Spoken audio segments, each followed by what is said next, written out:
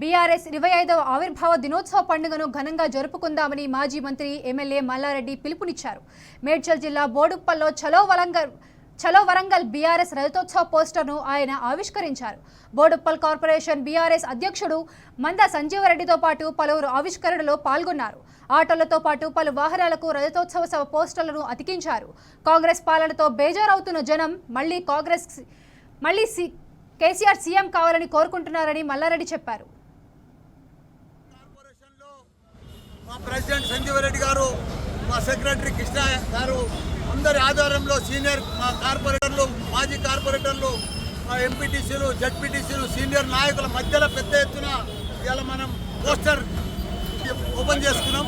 ఏది ఏమైనా పెద్ద ఎత్తున వరంగల్ సభకు 27 తారీఖు నాడు ప్రతి ఇంట్లోకి వెళ్ళి ప్రతి ఒక్కరు కూడా రావాలని డిసైడ్ చేసుకున్నారు. ఏది ఏమైనా ఒక తండోపతండాలుగా ఏ బస్సులో చూడు, ఏ వాడలో చూడు, ఏ కార్పొరేషన్లో చూడు, ఏ మున్సిపాలిటీలో చూడు, ఎక్కడ పోయినా మంచి ఆదరణ వచ్చింది. ఎందుకంటే గత 16 నెలల సారి కాంగ్రెస్ వచ్చింది, దరిద్రం వచ్చింది.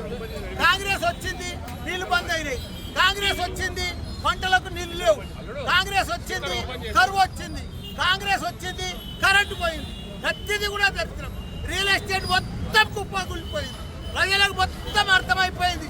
మేము మాయ మాటలు విని ఆ కాంగ్రెస్కు ఓటేసి మేము మొత్తం మాయల పడ్డామని చెప్పి వాళ్ళంతా కూడా ప్రజలంతా కూడా రియలైజ్ అయ్యి ఇప్పుడు మళ్ళా మాకు కేసీఆరే కావాలి, మళ్ళా మాకు కేటీఆరే కావాలి.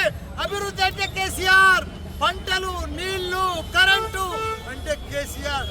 ఒక రోడ్డును చూస్తే, ఒక ఫ్లైఓవర్ చూస్తే కేటీఆర్ కనిపిస్తాడు, ఒక నీళ్ళని చూస్తే కేసీఆర్ కనిపిస్తాడు, కరెంటును చూస్తే కేసీఆర్ కనిపిస్తాడు. దేశాల్లోనే ఒక ఆదర్శ రాష్ట్రంగా తీర్చిదిద్దిండు మన కేసీఆర్. కాబట్టి మేమందరం కూడా ప్లీనరీకి వస్తాము, వరంగల్ సభకు వస్తాము. మళ్ళా సీఎంను మనం తప్పకుండా కేసీఆర్ చేస్తామని ప్రజలందరూ కూడా కోరుకుంటున్నారు. తప్పకుండా మంచి ఆదరణ వచ్చింది.